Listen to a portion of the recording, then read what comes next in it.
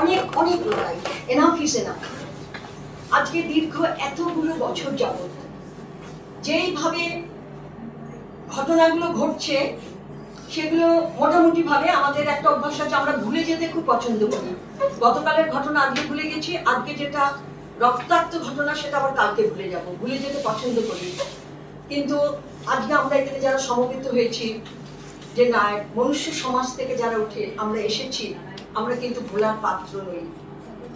আমি যেমন একটা পরিবারের, আমার মানে পিতা মাতার থেকে আমার জন্ম, একটা পরিবারের শেডে আমরা বড় হয়েছি।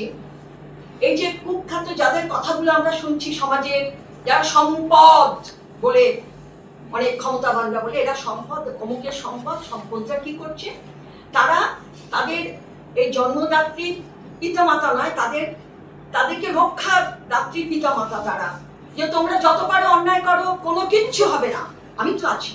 তার প্রমাণ আমরা প্রত্যেকে পাচ্ছি একদম ওপর থেকে, সেই 2012 ঘটনা থেকে এখন, এবং প্রতিদিন প্রত্যেকটা সংবাদপত্র যদি আমরা খুলতে খারাপ লাগে। ভোরবেলা যদি সংবাদপত্র পড়ে বাড়ি থেকে বেরোই, সারাদিন কাজ করতে ইচ্ছা করে না, চোখের জল আসে।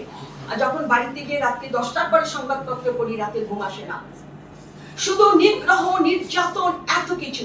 আমার একটা কথা মনে হয়, যারা নির্যাতন করে, রক্তাক্ত করে নারীর দেহকে, তাদের থেকে কারা বড় দোষী? তারাই বড় দোষী।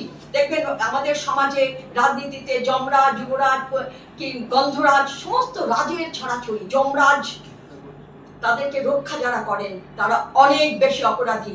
আমি বলবো দুর্গাপুজোতে এত কোটি কোটি টাকা পয়সা না দিয়ে আমাদের অন্তত 1000 শোধনাগার খোলা হোক এই বাংলার বুকে, এই অত্যাচারীদেরকে ওখানে ঢোকাবার জন্য। আর বিচার বলার অধিকার আমাদের নেই, বিচার ব্যবস্থার প্রতি আমাদের আস্থা রয়েছে, কিন্তু এত লঙ্ঘিং, এত প্রলং যে আমরা রাখতে পারছি না।